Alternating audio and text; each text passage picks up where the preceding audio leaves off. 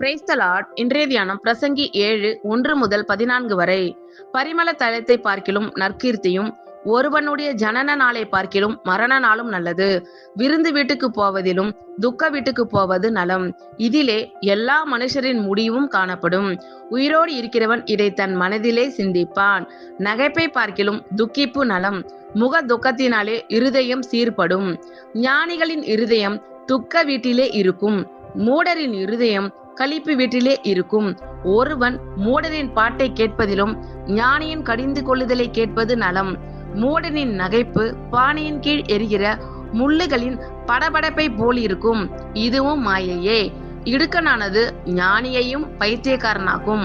பரிதானம் இருதயத்தை கெடுக்கும். ஒரு காரியத்தின் துவக்கத்தை பார்க்கிலும் அதன் முடிவு நல்லது. பெருமை உள்ளவனை பார்க்கிலும் பொறுமை உள்ளவன் உத்தமன். உன் மனதில் சீக்கிரமாய் கோபம் கொள்ளாதே.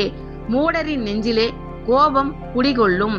இந்நாட்களை பார்க்கிலும் முன் நாட்கள் நலமாய் இருந்தது என்று சொல்லாதே. நீ இதை குறித்து கேட்பது ஞானமல்ல. சுதந்திரத்தோடே ஞானம் நல்லது. சூரியனை காண்கிறவர்களுக்கு இதனாலே பிரயோஜனம் உண்டு.